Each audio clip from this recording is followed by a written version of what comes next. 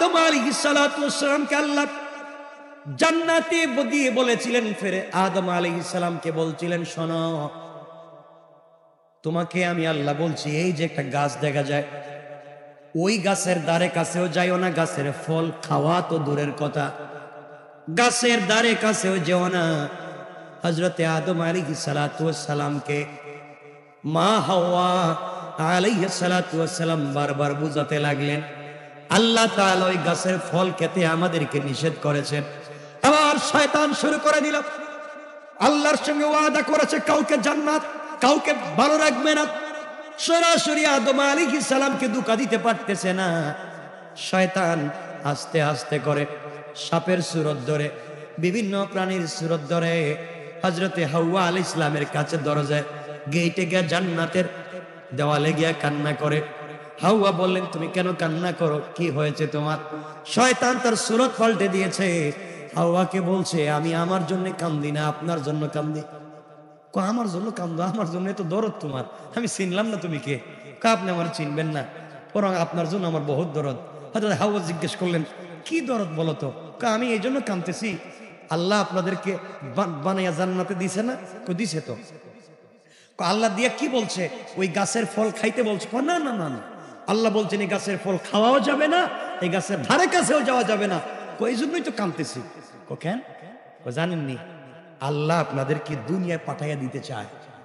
ভেস থেকে বাইর করে দিব, জমিনে গিয়ে কাজ কাম করে খাওয়া লাগবে, বহুত কষ্ট, ক্ষেত করা লাগবে, জমিনে হাল চাষ করা লাগবে, ভাঙ্গা গাড়ি চালাইতে হইব, ঢাকা শহরে ময়লা আবর্জনার ভিতরে ঘুরতে হইব, ডেঙ্গু মশা কামড় দিব, বহুত ঝামেলা আছে। হসপিটালে ভর্তি হলে দেখবেন বহুত রক্তের কণিকা কমে গেছে, আরো ঝামেলা আছে। এর চাইতে আপনি জান্নাতে থাকেন। আমি তো থাকতে চাই। থাকতে চাইলে আমার কথা শোনা লাগবে। আপনার কথা কি শুনতাম? যে গাছের ফল খাইতে আল্লাহ না করছেন, এর অর্থ হইল এইটা খাওয়ার সাথে সাথে আর জিন্দেগিতে জান্নাত থেকে বাইর হওয়া লাগবে না। নেক সুরতে ধোঁকা দিতেছে, বুঝেন নাই? এটা খাওয়ার সাথে সাথে আর আল্লাহ আপনাকে বের করে দিবে না। এই বের করে দিতে চায়, এজন্য ফল খাওয়াইতে চায় না, তাই নাকি? ওই জন্যই তো হাওয়া আলাইহিস সালাম আস্তে আস্তে আদম আলাইহিস সালামের কাছে গিয়ে বলতেন, শুনছেন আপনি? ও কিছুই তো শুনলাম না। আল্লাহ নাকি আমাদেরকে বাইর করে দিব। কইছে কেডা? আমি আর তুমি ছাড়া তো আর কেউ নাই। আমি জানি, কারণ মহিলাদেরকে কান পড়া দেওয়া যায় তাড়াতাড়ি, নাকি? ঠিক কিনা? ঠিক, এত জোরে কইলেন, আপনারা জানেন নাকি? কান পড়া দেওয়া যায়, তাড়াতাড়ি বিশ্বাস করানো যায়, যা কইছে হেডেই বিশ্বাস করবে। রাস্তার ফকির যা কয় হেডেই মানে। আমার বন্ধুগণ, দেখবেন বাড়িতে যদি কোনো ফকির গিয়া মাটির মিষ্টি বানায় খাওয়াইতে পারে, আর দেখবেন কোন জিনিস এটা জাদু ব্ল্যাক ম্যাজিক দেখাইতে পারে, সব দিয়ে দিব। কতক্ষণ দেখি। আবার বন্ধুগণ, হযরত হাওয়া বলছেন, আমি জানি ঘটনা, আমার জানা আছে। আদম আলাইহিস সালাম বলছেন, আমার কাছে বলো না ঘটনা কি। না, ঘটনা হইলো আল্লাহ বাইর করে দিতে বলছে, কিন্তু ওই যে গাছের ফল, ওইটা খাইলে নাকি বের হবে না। আদম বলছেন, না না, আমার দ্বারা এটা সম্ভব না। আল্লাহ যা নিষেধ করেছে আমি তা করতে পারি না। হাওয়া আলাইহিস সালাম তো নাছোড় বান্দি, বলছেন, আমি আপনার স্ত্রী, আপনি আমার একটা কথা শুনবেন না? আপনি আমার এই কথাটা শোনেন।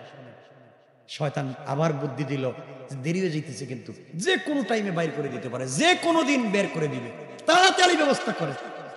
হযরতে হাওয়া আলাইহিস সালাম হাত পা ধরতে শুরু করলেন আদম আলাইহিস সালামের, কারণ বউ স্বামীর পাও টিপিয়া টাকা বাইর করে বাপের বাড়িতে পাঠায়। কথা বললেন, এটা একটা দুর্বল জায়গা। সুন্দর করে যদি বুঝে বলতে পারে, সব দিয়া দেয়, সব দিয়া। দেখবেন বাজারে যাইব, পকেটে টাকাও নাই, কি হয়েছে? বউ সব নিয়ে নিছে। আমার বন্ধুগণ, হযরতে আদম আলাইহিস সালামকে হযরতে হাওয়া আলাইহিস সালাম এবার পা টিপে টিপে আস্তে আস্তে রেডি করলেন। হযরত আদম বললেন, ঠিক আছে তোমার কথা, কিন্তু আমার তো বুঝে ধরতেছে না। বুঝে ধরুক আর না ধরুক, আমি বলতেছি জান্নাতে থাকতে চাই। আদম আলাইহিস সালাম জান্নাত থেকে বের হতে চাচ্ছেন না থাকতে চাচ্ছেন? তিনিও আল্লাহর কাছাকাছি জান্নাতে থাকবার আশায় যখন ফল খাইলেন, খাওয়ার সাথে সাথে শরীর থেকে সব জান্নাতি পোশাক খুলে গেল। হাওয়া আলাইহিস সালামের শরীর থেকে জান্নাতি পোশাক খসে পড়ল। তারা গাছের পাতা দিয়ে লজ্জাস্থান ডাকতে শুরু করলেন। আল্লাহ বলেন, কি খবর? তোমাদেরকে নিষেধ করেছিলাম, করলাটা কি? শয়তান দূর থেকে আল্লাহরে বলছে, আল্লাহ বুঝছেন নি ঘটনা কে করছে? ওটা আমি। ওই যে আপনারা কইছিলাম না, এই যে আমি করলাম। আল্লাহ বলেন, শয়তান তুই তাহলে কামটা শুরু করে দিছিস। হযরতে আদম আলাইহিস সালামকে আল্লাহ তাআলা হাওয়া সহ দুনিয়া পাঠাইয়া দিলেন। একজনকে শ্রীলঙ্কায়, আর একজনকে কোথায়? কোথাও কোথায়? জেদ্দায়। একজনকে শ্রীলঙ্কায়, আর একজনকে জেদ্দা। জেদ্দা ছিল জাদ্দা। জাদ্দুন মানে দাদি, দাদা। এটা আমার দাদা দাদি না, তাদেরকে ফালায় দিছেন। একজনকে জিদ্দায় আর একজনকে শ্রীলঙ্কা। যাক, দুজন কামতে লাগলেন। একজন এক এক জায়গায় একসাথে ছিলেন, আল্লাহ ফালাই দিয়েছেন, যাও। আমার বন্ধুগণ, হযরত আদম আলাইহিস সালাতু ওয়াস সালাম আর হাওয়া আলাইহিস সালাতু ওয়াস সালাম আল্লাহর কাছে একটানা 40টা বছর দোয়া করতে লাগলেন। দোয়া করলেন, কান্না করলেন। 40টা বছর দোয়া করার পরে যেই দিন তাদের দোয়া কবুল হয়ে যাওয়ার পরে আল্লাহ তাআলা তাদেরকে পরিচয় করে একত্রিত করে দিলেন, তাদের তওবাকে কবুল করে নিলেন। ওই দিন ছিল 10 মুহররম আশুরা। কয়টা বললাম? 8টা ঘটনা। আমার বন্ধুগণ, 8টা, রাত্র হয়ে গেছে 10:30, কম বেশি। এখানে থাক, আর একটা বইলে দিই, বইলে শেষ করে দিব, আর লম্বা করবো। ঘটনা অনেক, আরো কমপক্ষে 8টা বলছি, আরো কমপক্ষে বাকি আছে কয়টা? আরো বেশি হইতে পারে, মনে হইলে তো আরো বেশি কম। আমার মুসলমান বন্ধুগণ, কথাগুলা দিল দিয়ে শোনেন। আশুরার দিনের মর্যাদা পূর্ণ হওয়ার পিছনে আরেকটা ঘটনা হলো, ঐতিহাসিক তথ্যে পাওয়া যায় ইদ্রিস আলাইহিস সালাতু ওয়াস সালাম ওই দিন দুনিয়া থেকে সরাসরি বেহেশতে গমন করেছেন। আল্লাহ তাআলা কোরআনে কারীমের ভিতরে 19 নম্বর সূরা, সূরা মারইয়ামের 56 এবং 57 নম্বর আয়াতে আল্লাহ রাব্বুল ইজ্জত ওয়াল জালাল বলছেন, আল্লাহ বলেন, ওয়াযকুর ফিল কিতাবি ইদ্রিস ইন্নাহু কানা সিদ্দীকান নাবিয়্যা ওয়া রাফা'নাহু মাকানান আলিয়্যা। আমার মুসলমান বন্ধুগণ, গভীর মনোযোগ। আল্লাহ রাব্বুল ইজ্জত ওয়াল জালাল হযরতে ইদ্রিস আলাইহিস সালাতু ওয়াস সালামের কথা স্মরণ করিয়ে দিয়ে বলেন, স্মরণ করুন ওই কথা, ওই কিতাবে ইদ্রিসের কথা।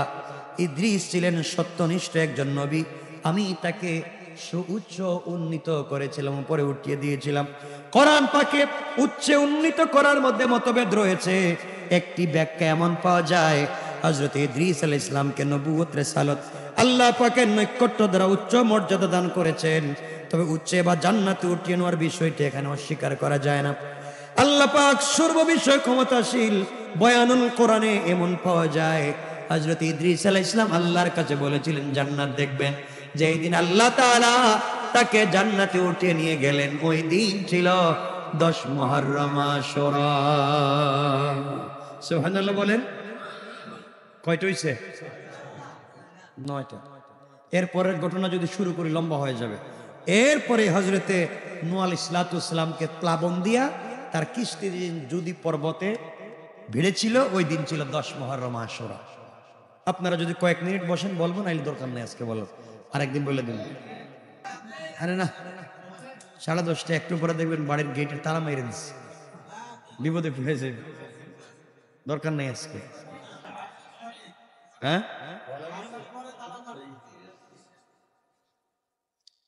লম্বা তো, বসবেন তো কয়েক মিনিট, হাত তুলে দেখান কারা কারা চলে যাইবেন। চলে যাইবেন, ওয়াস্টারে মাটি করে দিতেছেন, যাইবেন আপনারা। আমি যাচ্ছি না, আপনারা গিয়ে লাভ কি? যাই হোক, আমরা সংক্ষেপ করে বলছি কয়টা? 9টা। কয়টা বলছি? 9টা বলছি। এখন বলবো নূহ আলাইহিস সালামের কথা সংক্ষেপ করে। আমার মুসলমান বন্ধুগণ, গভীর মনোযোগ। হযরতে নূহ আলাইহিস সালাতু ওয়াস সালামের কিস্তি নৌকা যেদিন যদি পাহাড়ে বেড়েছিল ওই দিন ছিল 10 মুহররম আশুরা। এই কথাটাকে ছোট্ট করে বলি, নূহ আলাইহিস সালামের জামানায় মানুষ আল্লাহর ইবাদত ভুলে গেল, মূর্তি পূজায় লিপ্ত হয়ে গেল, খারাপ কাজে লিপ্ত হয়ে গেল। মানুষগুলাকে সঠিক পথে ফিরিয়ে আনার জন্য আল্লাহ তাআলা দুনিয়ার জমিনে নূহ আলাইহিস সালামকে পাঠিয়ে দিলেন। নূহ আলাইহিস সালাম দুনিয়ার জমিনে আসার পরে প্রায় একটানা 950 বছর দিনের দাওয়াত দিলেন। কতদিন? 950 বছর দিনের দাওয়াত দিলেন। কয়েকজন মাত্র মানুষ তার ডাকে সাড়া দিয়ে মুসলমান হলো। কয়েকজন ছাড়ার কেউ নাই। কয়েকজন, কেউ বলছেন 80, কেউ বলছেন 83, কেউ বলছেন 84। মূল হলো 40 জোড়া। কয়জন? 40 জোড়া। আমার মুসলমান বন্ধুগণ, এইভাবেই চলতে লাগলো। কাফেরেরা হযরতে নূহ আলাইহিস সালাম দিনের বেলা কালিমার দাওয়াত দেন, তাওহীদের দাওয়াত দেন, রিসালাতের দাওয়াত দেন। কাফেরেরা তাকে আঘাত করতে থাকে, মারতে মারতে অজ্ঞান করে দিয়ে ফেলে যায়। জ্ঞান যখন ফিরে যায়, জ্ঞান ফেরার পরে তিনি আল্লাহর কাছে বলেন, আল্লাহ তাআলা, আমার জাতি আমাকে বুঝে নাই, আঘাত করেছে, কালিমার দাওয়াত দেওয়ার কারণে আমাকে মেরেছে। আল্লাহ তাআলা তুমি এদেরকে ক্ষমা করে দাও আর তোমার কালিমা পড়াইয়া মুসলমান বানাইয়া দাও। আল্লাহু আকবার। আমার মুসলমান বন্ধুগণ, এক পর্যায়ে তারা হযরত নূহ আলাইহিস সালামকে তামাশা শুরু করে দিল, গালিগালাজ শুরু করে দিল। এভাবেই তাকে যখন গালিগালাজ শুরু করে দিল, ইমানদার হতে চাইল না, মাত্র কয়েকজন লোক ইমানদার হলো, মুসলমান হতে চায় না। আল্লাহ রাব্বুল ইজ্জত ওয়াল জালাল কোরআনে কারীমের 11 নম্বর সূরা হুদের 36 নম্বর আয়াতে আল্লাহ রাব্বুল ইজ্জত ওয়াল জালাল বললেন, আমার আল্লাহ বলেন, ওয়াহিয়া ইলা নূহিন أنه لن يؤمن من قومك إلا من قد آمن فلا تبتئس بما كانوا يفعلون। আল্লাহ রাব্বুল ইজ্জত ওয়াল জালাল বললেন, নূহের প্রতি ওহী আসলো, ওহী অবতীর্ণ হলো, যারা ঈমান এনেছে তারা ব্যতীত তোমার কওমের অন্য কেউ আর ঈমান আনবে না। আল্লাহ তাআলা নূহ আলাইহিস সালামকে জানিয়ে দিলেন, নূহরে, তোমার কওমের ভিতরে যারা ঈমান এনেছে তারা ছাড়া আর কেউ ঈমান আনবে না।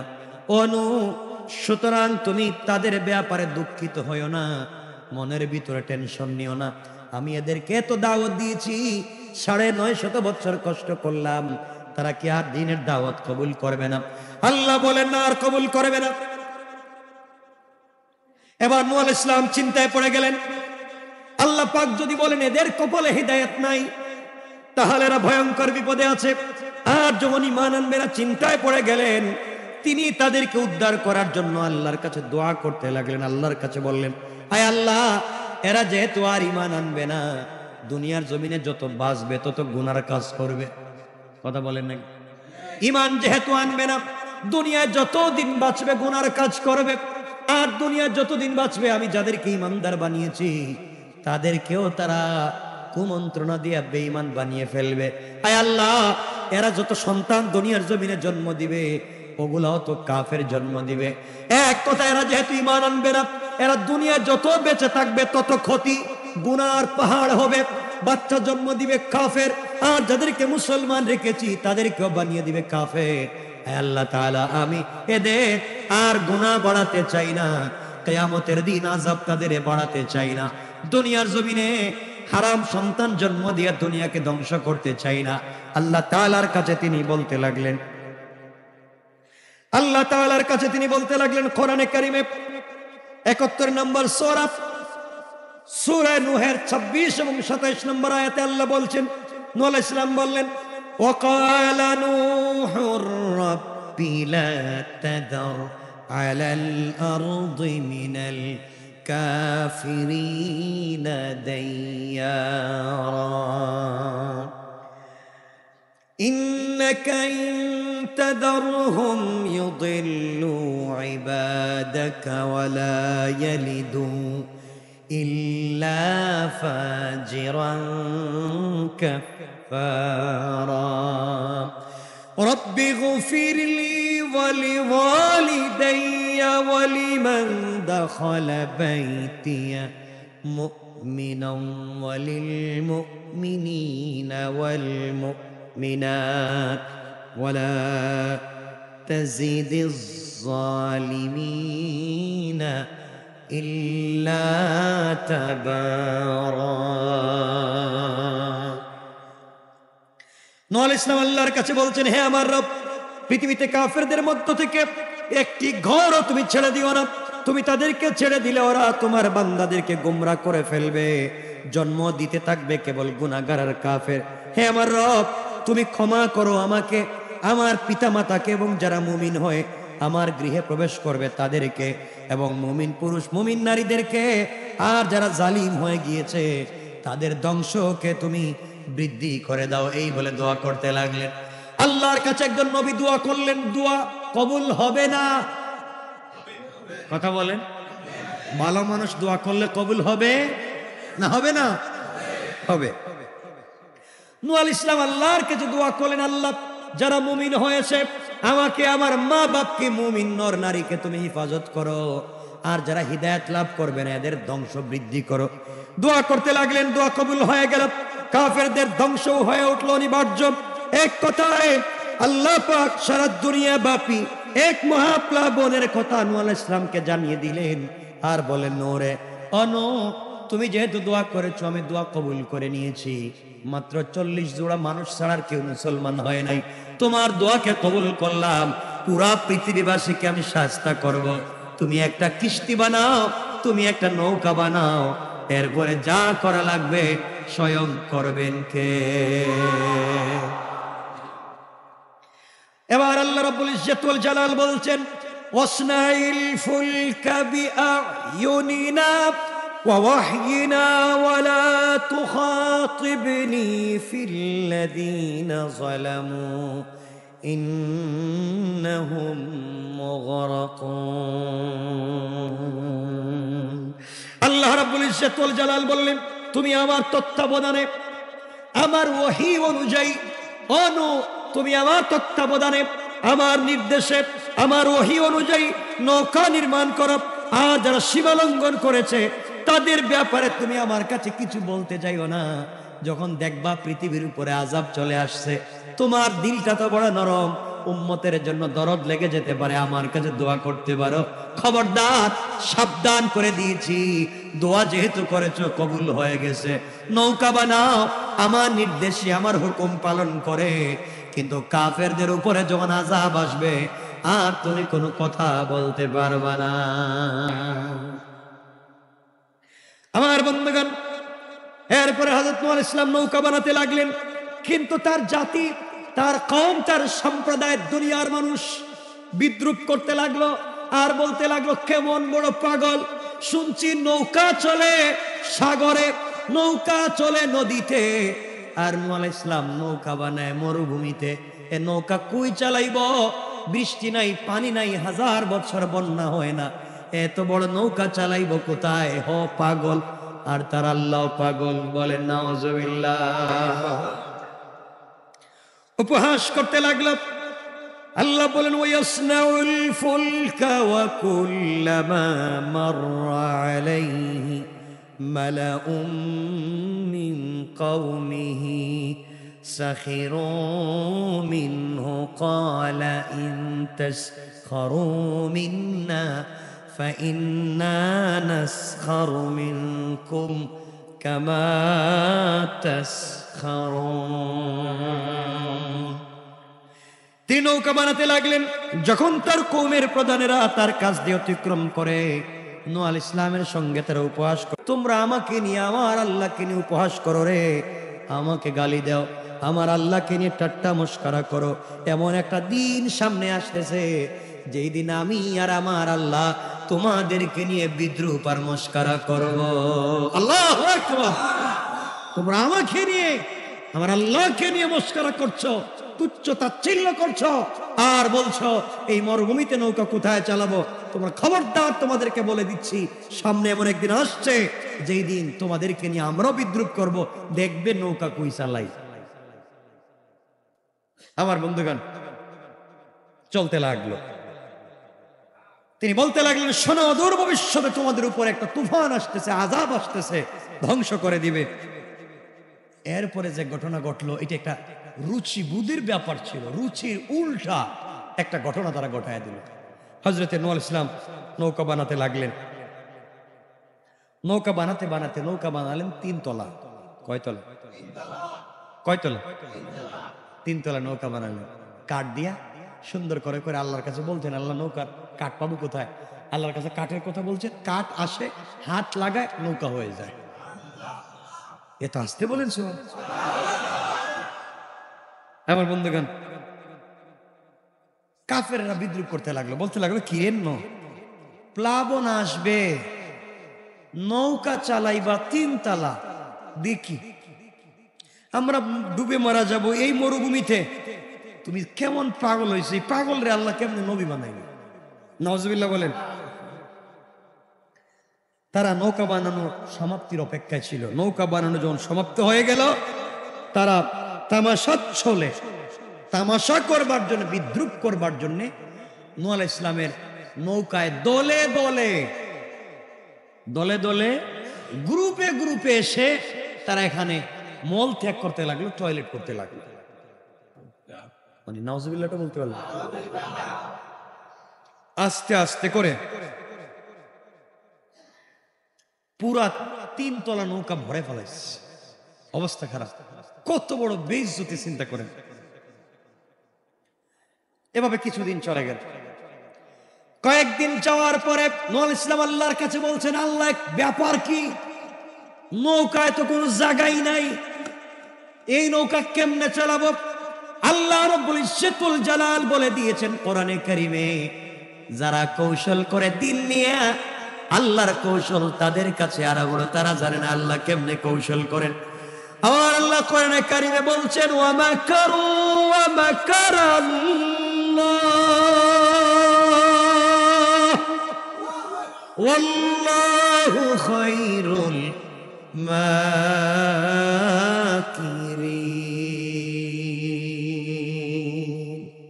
আল্লাহ রাব্বুল ইজ্জতুল জালাল বলে দিয়েছেন, তারা যত কৌশল করে রে, তারা জানে না আমার আল্লাহর কৌশল তাদের চাইতে আরো 1000 গুণ বড়। কোন সুবহানাল্লাহ।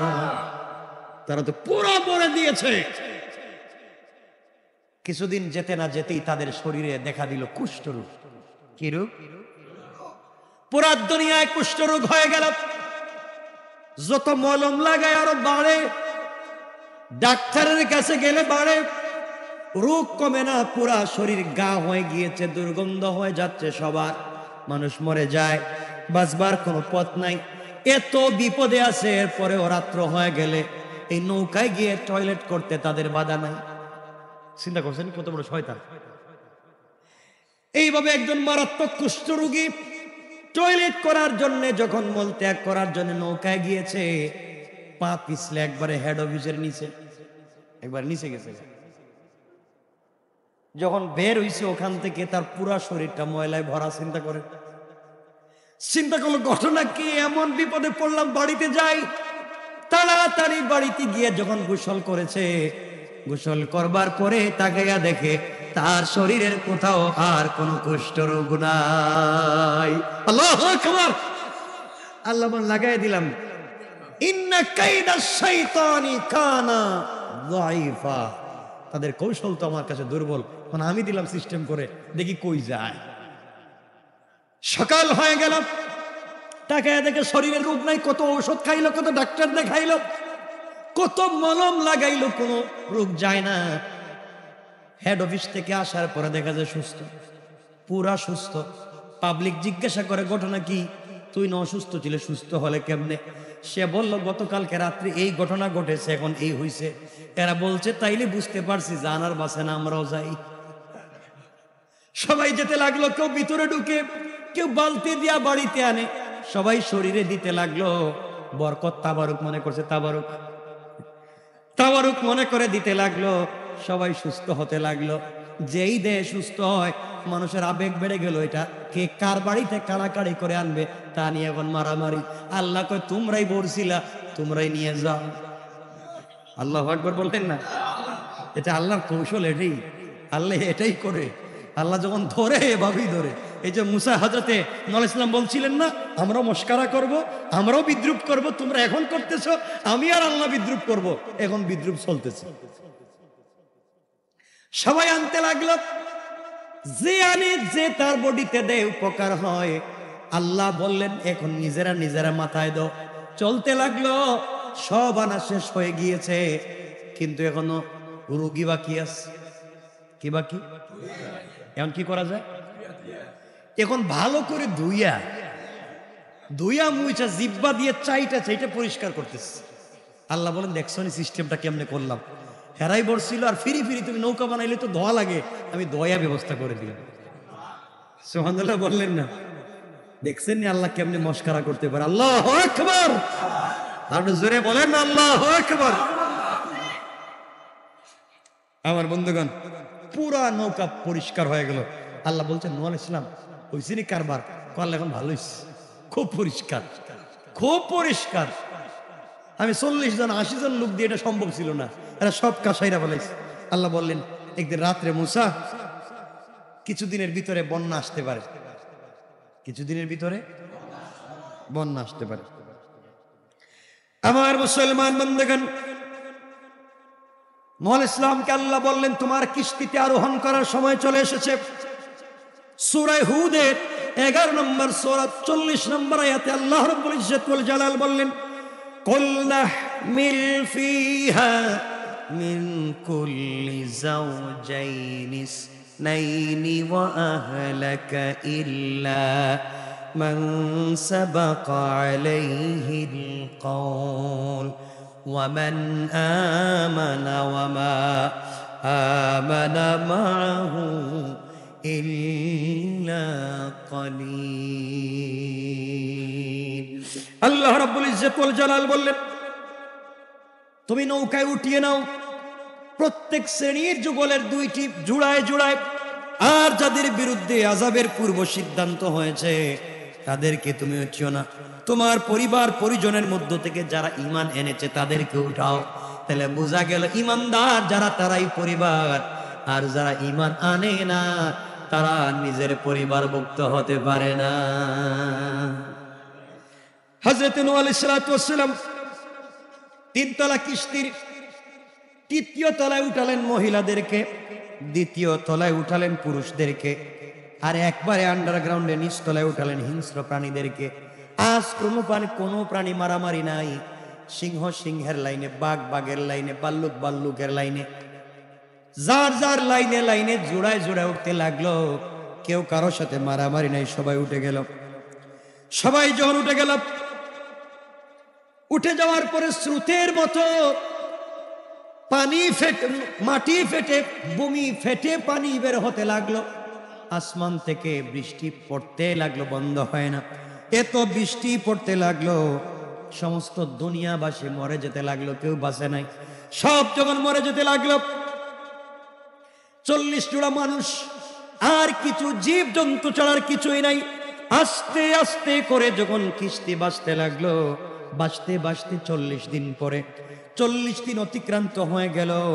এরপরে যখন পানি শুকাতে লাগলো, পাহাড় সমূহ জেগে উঠতে লাগলো। একটা পাহাড়ের নাম ছিল জুদি পর্বত, জুদি পাহাড়। এই পাহাড়, সেই পাহাড়ে নূহ আলাইহিস সালামের কিস্তি গিয়ে বেরলো। আল্লাহ পাক রব্বুল ইজ্জত ওয়াল জালাল এই কথাটাকে কোরআনে কারীমের 11 নম্বর সূরা হুদের 44 নম্বর আয়াতে আল্লাহ বললেন ওয়াকিলা ইয়া আরদু বুলঈ মাকি ওয়া ইয়া সামাউ আকলিঈ ওয়াগীদাল মাউ ওয়াকুদিয়াল আমর واستوت على الجودي وقيل بعدا للقوم الظالمين। আমার মুসলমান বন্ধুগণ, এরপর আল্লাহ বললেন, হে পৃথিবী, তুমি তোমার পানি গ্রাস করে নাও। হে জমিন, তুমি যে পানি বের করেছিলে পানিগুলা ঢুকাইয়া নাও। হে আকাশ, তুমি ক্ষান্ত হয়ে যাও। এরপর বন্যা প্রশমিত হয়ে গেল, সবাই নৌকা থেকে নামলেন। যেই দিন সারা দুনিয়াবাসীকে ধ্বংস করে দিলেন, ওই দিন ছিল 10 মুহররম আশুরা। যেই দিন আল্লাহ তাআলা নূহ আলাইহিস সালাম এবং তার 40-80 জন মানুষ এবং কিছু প্রাণীদেরকে যেদিন বাঁচিয়া যদি পর্বতে পাহাড়ের কিনারে নৌকা লাগাইয়া দিলেন, ওই দিনও ছিল 10 মুহররম আশুরা। কোন সুবহানাল্লাহ। কয়টা বলছি? কয়টা? যেদিন ধ্বংস করলেন ওই দিনও আশুরা, যেদিন নূহ আলাইহিস সালামকে বাঁচালেন ওই দিনও। ঘটনা কয়টা? 11টা। আমার মুসলমান বন্ধুগণ, এখানে আরো অনেক ঘটনা বাকি আছে। নূহ আলাইহিস সালামের সন্তান নাম কি মনে আসেনি? নূহ আলাইহিস সালামের সন্তান যখন ডুবে যাচ্ছে, তিনি বললেন, বাবা নৌকায় উঠো। সে বলল, না, আমি পাহাড়ে উঠে যাব, তোমার আল্লাহর পানি আমাকে পাবে না। নূহ আলাইহিস সালাম চোখের পানি ছেড়ে সন্তানকে বাঁচাতে চাইলেন। আল্লাহ বলেন, নূহ রে, যেই সন্তান ঈমান আনে নাই, সেই সন্তান তোমার আলো আহাল পরিবার হতে পারে না। এই নৌকায় উঠানো যাবে না। চোখের সামনে, বাবার চোখের সামনে সন্তান ধ্বংস হয়ে গেল। আমার বন্ধুগণ, এইভাবে দুনিয়া ধ্বংস হয়ে গেল। পৃথিবী আবার পুনর্জন্ম লাভ করল। ওই নূহ আলাইহিস সালামের প্লাবনে গোটা দুনিয়া ধ্বংস হয়ে গিয়েছে। মাত্র পৃথিবীতে বেঁচে আছে কয়জন মানুষ? কয়জন? সুতরাং এই পৃথিবীতে লক্ষাধিক আম্বিয়া কেরাম থেকে নিয়ে কোটি কোটি, হাজার কোটি কোটি মানুষ যা জন্ম নিয়েছে, সবার আদি সম্পর্ক এই নৌকায় উঠা 80 জন মানুষ।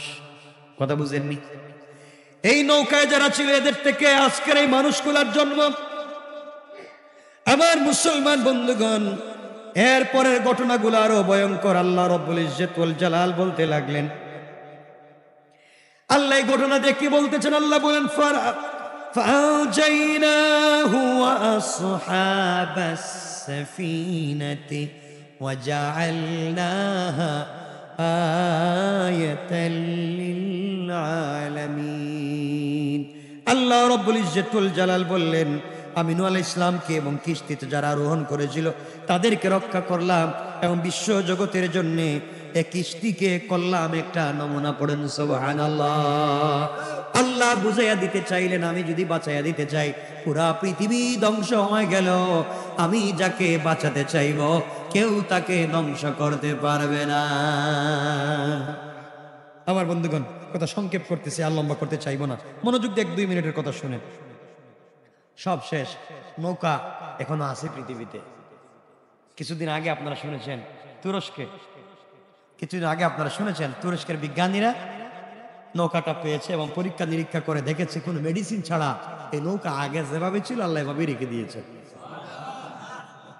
আল্লাহ পারেন কি পারেন না? কথা বলেন না কেন? সবকিছু আল্লাহ পারেন। আমার বন্ধুগণ, ঘটনা কয়টা বলছি? 11টা। কয়টা? 11টা না? 11টা ঘটনা। এরপর নূহ আলাইহিস সালামের সন্তান ধ্বংস, এটারে যদি ধরেন তাহলে 12টা ঘটনা। এই দিনে আরেকটা ছোট্ট ঘটনা, এটা এই ইতিহাসে পাওয়া যায়। নূহ আলাইহিস সালাম একজন মহিলাকে বলেছিলেন, মনে আসেনি আপনাদের? মনে আসেনি? আমার মুসলমান বন্ধুগণ, 1-2 মিনিটে শোনেন। 11:15। আমার মুসলমান বন্ধুগণ, নূহ আলাইহিস সালাতু ওয়াস সালাম যখন পাবলিককে বলতে লাগলেন এভাবে এভাবে একদিন পানি আসবে, ওনার একজন উম্মত ছিল, একজন মহিলা ছিল।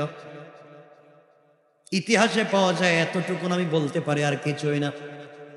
তার কাছে গিয়ে বলছেন, আম্মা জান, কিছুদিনের ভিতরে দুনিয়ায় প্লাবন আসবে, পুরো দুনিয়া ধ্বংস হয়ে যাবে। আমি নৌকা বানাচ্ছি, নৌকায় আপনাকে উঠিয়ে নিয়ে যাব। মহিলা ডাক দিয়ে বলছেন, বাবারে তুমি নিয়ে যাইও, আমার তো কেউ নাই, আমি বৃদ্ধা মহিলা। পানি চলে আসলে তুমি নিয়ে যাইও, আমি তোমাকেও বিশ্বাস করি, মনে প্রাণে আমার আল্লাহকেও বিশ্বাস করি। আমার বন্ধুগণ, বন্যা চলে আসলো। যখন নৌকার উপরে উঠে গেলেন, পুরা দুনিয়া ধ্বংস হয়ে গেল। পানি চলে গেল, 40 দিন পরে সবাই নেমে গেল। নল ইসলামের মনে পড়েছে, হারে ওই বৃদ্ধা মহিলা মাকে যে কথা দিয়েছিলাম বন্যা আসলে তাকে আমি বাড়িতে, তাকে আমি নৌকায় উঠাবো, কি করলাম, এতগুলা পানি পুরা দুনিয়া ধ্বংস করে দিয়েছে, একজন ইমানদার ধ্বংস হয়ে গেল, বাঁচাতে পারলাম না। চোখের পানি ছেড়ে ছেড়ে আল্লাহর কাছে দোয়া করতে লাগলেন আর বলছেন, আল্লাহ, একজন ইমানদার বান্দিকে আমি হেফাজত করতে পারলাম না, কালিমাওয়ালা তোমাকে বিশ্বাস করে আমি হেফাজত করতে পারলাম না। আল্লাহ তাআলা খবর নেওয়ার জন্য চিহ্ন নাই, সব নিশ্চিহ্ন হয়ে গিয়েছে। চিন্তা করে করে মহিলার বাড়ির দিকে যেতে লাগলেন। যেতে যেতে যেতে যেতে হাঁটতে হাঁটতে মহিলার বাড়ির কাছে গিয়ে দেখতে পান ওই মহিলা ঘরের আঙ্গিনা উঠান ঝাড়ু দিতেছে। আল্লাহু আকবার। কাছে গিয়ে চোখের পানি ছেড়ে দিলেন আর ডাক দিয়ে বলছেন, আম্মা জান। মহিলা ডাক দিয়ে বলছে, বাবা আমি তো আগে গাড়ি রেডি করে রেখে দিয়েছি, তুমি আসলে আমি চলে আসব। আমি কি গাড়ি নিয়ে বের হব? বন্যা কি চলে আসতেছে, আমি কি নৌকায় উঠবো? হযরত নূহ চোখের পানি ছেড়ে বলছেন, মারে পুরা দুনিয়া ধ্বংস হয়ে গিয়েছে, পৃথিবীর উপর দিয়া 40 দিন পর্যন্ত 1000 ফুট পানি গেল, এই পৃথিবীতে কোনো বাড়ি নাই, এখন পর্যন্ত আপনার বাড়িতে পানি আসলো না, পুরা দুনিয়া ডুবাইয়া দিলেন, আপনার বাড়িতে পানি আসলো না, কেমনে? আমি তো কিছুই বুঝতে পারলাম না। আওয়াজ হলো, আওয়াজ হলো, আওয়াজ আসলো। আল্লাহ ডাক দিয়া বলছেন, নূহ রে, আমার কলিজার টুকরা বান্দি যে আমাকে বিশ্বাস করেছে, আমার উপর ঈমান এনেছে, গোটা দুনিয়া যদি তাকে ভুলে যায়, তুমিও তাকে ভুলে গিয়েছো, গোটা দুনিয়া তাকে ভুলে গিয়েছে, আমি আল্লাহ আমার ইমানদার বান্দিকে ভুলে যেতে পারি না। পুরা দুনিয়া ডুবিয়ে দিয়েছি, কিন্তু আমি আল্লাহ আমার কুদরতের সাহায্যে আমার ইমানদার বান্দির বাড়িটাকে আমি হেফাজত করে দিয়েছি। পড়েন সুবহানাল্লাহ, আল্লাহু আকবার, বলেন আল্লাহু আকবার। এই জন্য আমার মুসলমান বন্দেগান, আল্লাহ রাব্বুল ইজ্জতুল জালাল যদি চায়, দুনিয়ার জমিনে আল্লাহ যদি চায় কাউকে বাঁচাইয়া দিতে, পৃথিবীর কারো ক্ষমতা নাই তাকে মেরে ফেলবার। আর আল্লাহ যদি মেরে ফেলতে চায়, পৃথিবীর কেউ তাকে বাঁচাইয়া রাখতে পারবে? আর জোরে বলে, কয়টা ঘটনা বলছি? হ্যাঁ, 12-13, বহুত রাত্র হয়ে গেছে। আল্লাহ রে, কতক্ষণ।